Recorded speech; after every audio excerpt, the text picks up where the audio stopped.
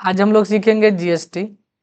और जीएसटी में ये सीखना है कि आखिर हम लोग जब जीएसटी का परचेज एंट्री करते हैं तो कैसे बिलिंग तैयार होता है। हमारे पास एक क्वेश्चन है कि हम मॉनिटर खरीदे हैं 2 पीस, समझे, और एक ट्रेडर से खरीदे हैं जो बिहार के ही हैं। तो जब बिहार के हैं तो उनके साथ तो सीजीएसटी और एसजीएसटी लगेगा। तो बिल तो वो काट के दिया होगा हमको जो आदमी से हम खरीदे हैं, लेकिन हम उसको परचेज में यहाँ रिकॉर्ड करेंगे क्योंकि हम यहाँ पे परचेज किए हैं।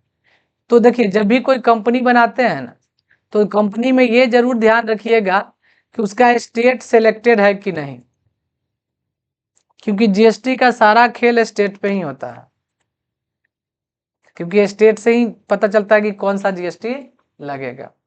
अब हम यहाँ पर क्या करेंगे ना, सबसे पहले F11 प्रेस करेंगे और यहाँ चुनेंगे अपने कंपनी का नाम जो आपका कंपनी है, और इसमें जीएसटी ऑप्शन यहाँ पर देखिए दिया हुआ, enable goods and services tax, yes किया हुआ है।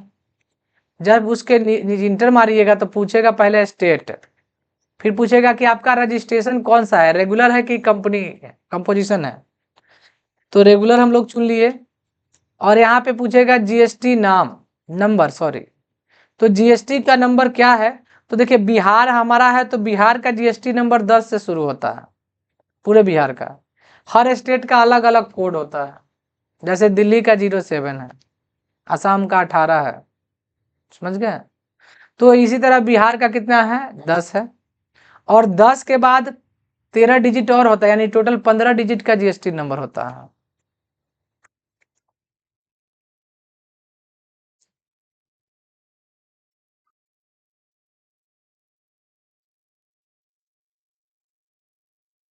कुछ इस टाइप से जीएसटी नंबर आता है, दे दीजिएगा। अब आपका रिटर्न क्या है, मंथली है, और आगे यूजर नेम वगैरह जब आपका रजिस्टर टैली रहेगा तो यहाँ पे यूजर नेम एक्सेस करा सकते हैं ई फाइलिंग के लिए, समझ गए। और यहाँ पे आता है ई इनवॉइस अप्लीकेबल, तो इसको हम लोग यस कर देंगे तो इलेक्ट्रॉनिक इनवॉइस जनरेट होगा। और बिल प्लेस पटना लिख देते हैं। देखिए, यहाँ पे ई वे बिल भी एक्टिवेट कर सकते हैं, ये समझेंगे कि आगे ई वे बिल क्या होता है। अब आता है जीएसटी का रेट। देखिए, इसको बहुत कम लोग सेट करता है, कहिएगा क्यों।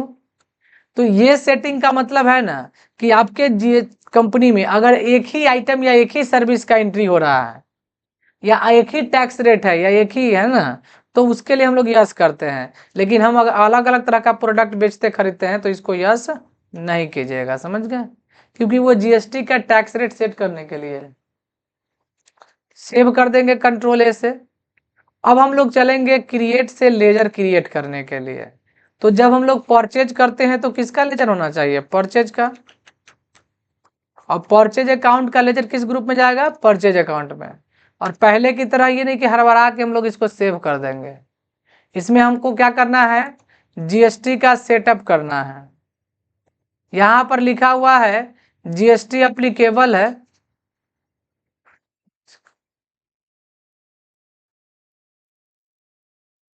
तो हम लोग पहले की तरह डायरेक्ट सेव नहीं कर देंगे। यहाँ पर कुछ कुछ जीएसटी का सेटअप करना पड़ता है, जैसे जीएसटी एप्लीकेबल है तो एप्लीकेबल दीजिएगा यहाँ पे।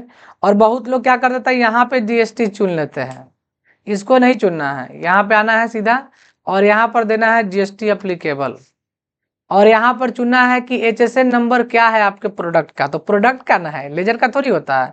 लेजर का जब रहेगा तब लेजर वाला यहाँ देंगे, तो इसको not applicable, as per company group चुनेंगे। क्या चुनेंगे, एज पर कंपनी। और गुड्स के लिए खरीद रहे हैं तो गुड्स चुन लेंगे, सेव कर देंगे।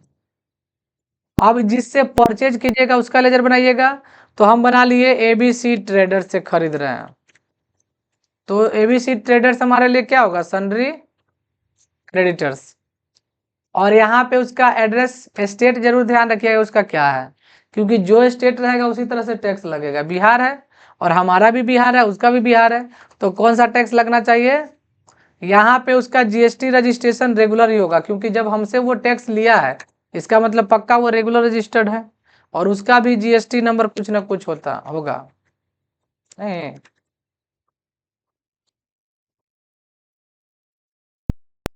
अब आगे बढ़िएगा तो यहाँ पे सेव कर दीजिएगा, फिर लिखिएगा input CGST, CGST input CGST किस में जाएगा? Duties and taxes.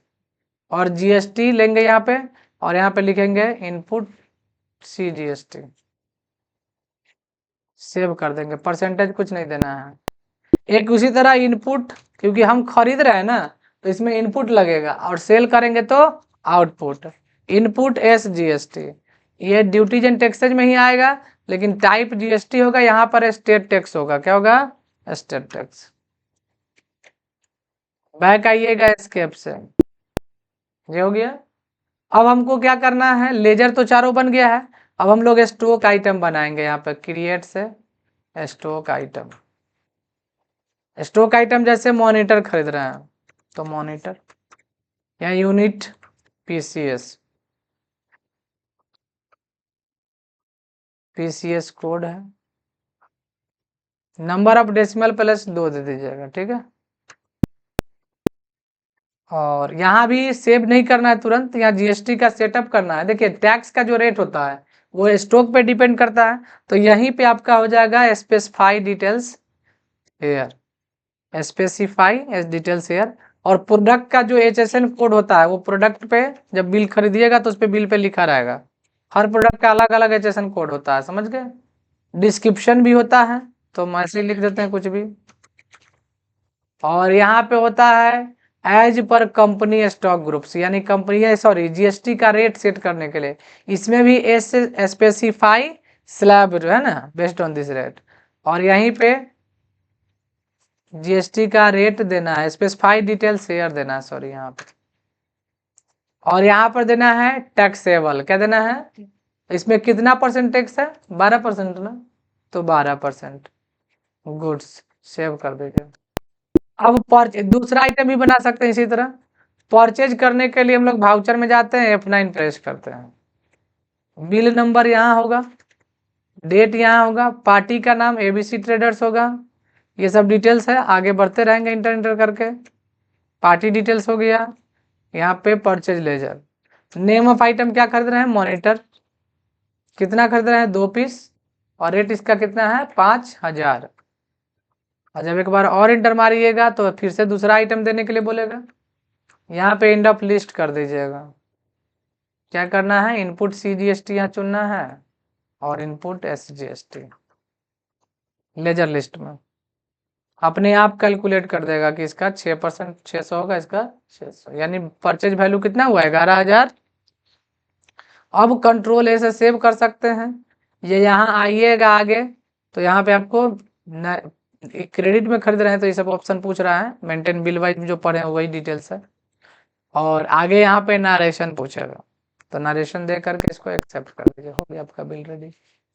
इसी तरीके से हम लोग सीखेंगे कि सेल का री एंट्री कैसे करेंगे, तो इतना कर लीजिए पहले।